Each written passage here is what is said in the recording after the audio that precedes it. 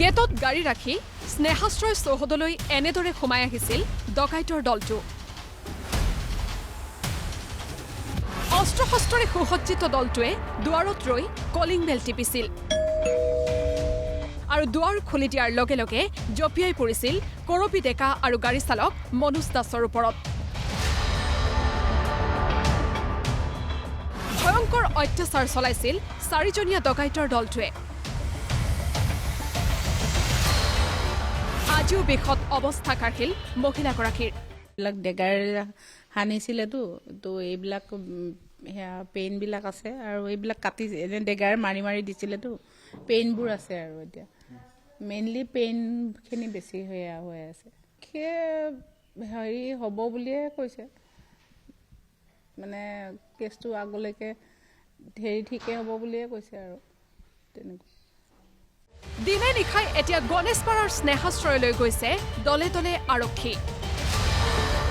মহানগৰ আৰক্ষীৰ বেলেগ বেলেগ টীমে বেলেগ বেলেগ সময়ত গৈ ক্লু বিচাৰি ফুৰিছে চৌহদৰ বাহিৰে ভিতৰে।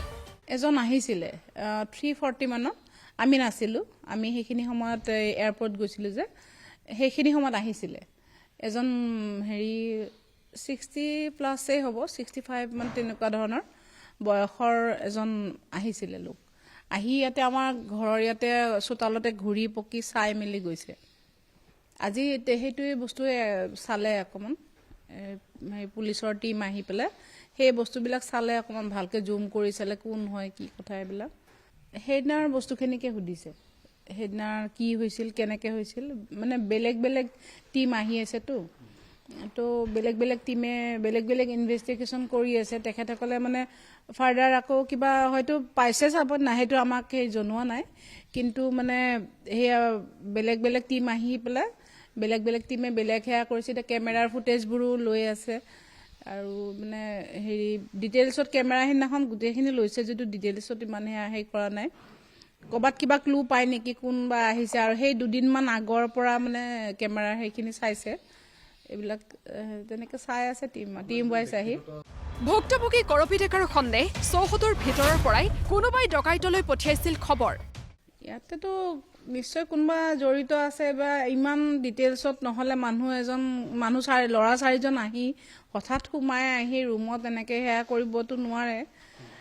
আছে হেৰি কিবা এটা, হয়, ইমানখিনি গম পাইছে তেখেত নাই বুলি, সেইটো কথাও গম পাইছে। মুখত ক'লা কাপোৰ বান্ধি অহা ডকাইতৰ দলটোৱে বগা ৰঙৰ বাহনখনৰ নম্বৰ প্লেট ঢাকি লৈছিল। তাৰ বাদেও আৰক্ষীয়ে কি পাইছে ক'লে ডিচিপি নুমল মাহাত্টোৱে।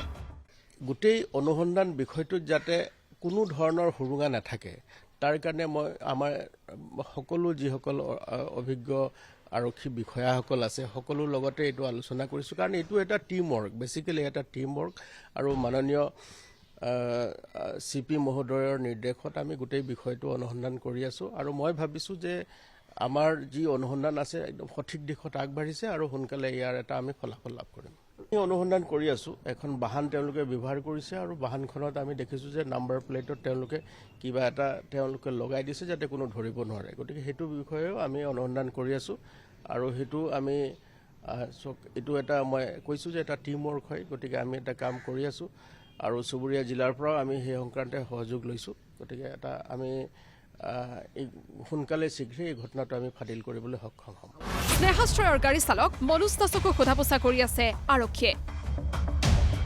ডকাইতকেইটাৰ সন্ধানত কামৰূপ জিলাৰ বহু স্থানতো অভিযান মহানগৰ আৰক্ষীৰ।